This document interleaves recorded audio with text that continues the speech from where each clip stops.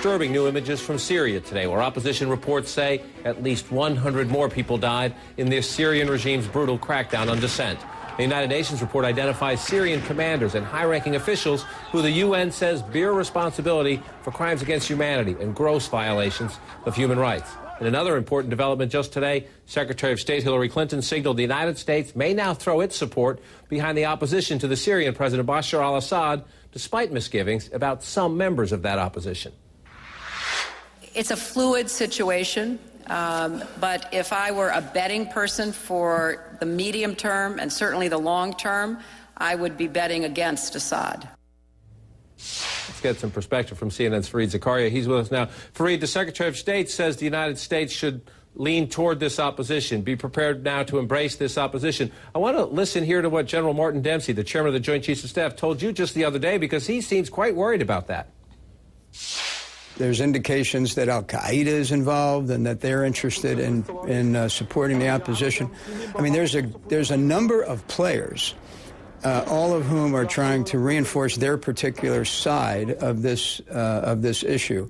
And until we're a lot clearer about who they are and what they are, I think it would be premature to talk about arming them. Now, General Dempsey's talking about arming them, but what about the idea of embracing them? Is there a split, and should there be caution on that front?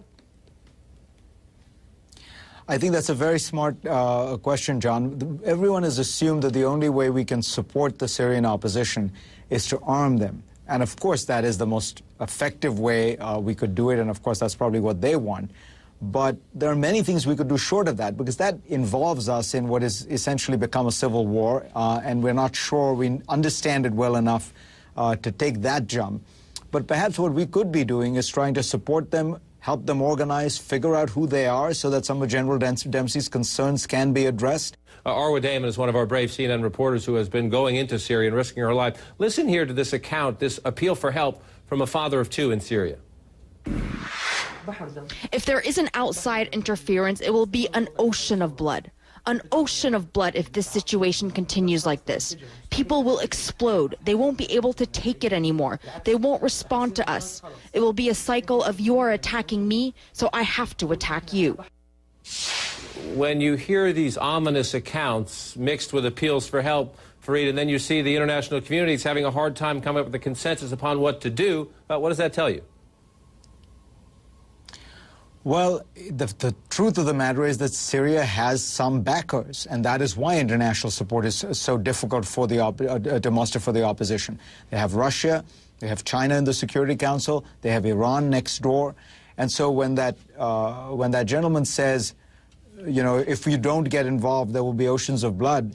Unfortunately, the tragedy is that if we would get involved, there would perhaps be even more blood, because there would be activism on all sides. Already, Syria is turning into a kind of cockpit where there is a Cold War between Iran on the one side, supporting the Syrian government, Saudi Arabia on the other side, supporting increasingly these militants who are either in Syria or coming into Syria. So, when we talk about bloodshed, there would be a lot more bloodshed. Now, that's not a reason not to support the opposition, because at the end of the day, we want to do the right thing, both politically and morally. But, let's face it, getting more involved in Iraq or getting more involved in Afghanistan did not produce less bloodshed. It produced more. It widens the war. It certainly would. I want you to listen here. I asked the Republican candidates for president last night what they would do differently from the current president. Here's what Mitt Romney said. With Assad in trouble, we need to communicate to the Alawites, his friends, his ethnic group, to say, look, you have a future if you'll abandon that guy Assad. We need to work with Saudi Arabia and with Turkey to say, you guys, provide the kind of weaponry that's needed to help the rebels inside Syria. This is a critical time for us. If we can turn Syria and Lebanon away from Iran, we finally have the capacity to get Iran to pull back. A reasonable answer? Yes, I thought it was actually a very intelligent answer. You're used to hearing such frankly, nonsense on the campaign trail because people just make wild accusations. That was a sensible, thoughtful, sophisticated answer. In an odd sense, of course, what Mitt Romney is suggesting is a version of Barack Obama's strategy in Libya. In Libya, we let the Europeans take the lead, and we said, we will support what you do, but you guys have to be out in front. What he's suggesting is Turkey and Saudi Arabia should take the lead, and we would support it. I'm sure he's not going to call it leading from behind, but that's sort of what he's suggesting. I was just going to close on that point. If you didn't know, I'll bet everything I have in my pocket, Governor Romney's not going to call that leading from behind. Fareed Zakaria, thanks for your help as always. Pleasure.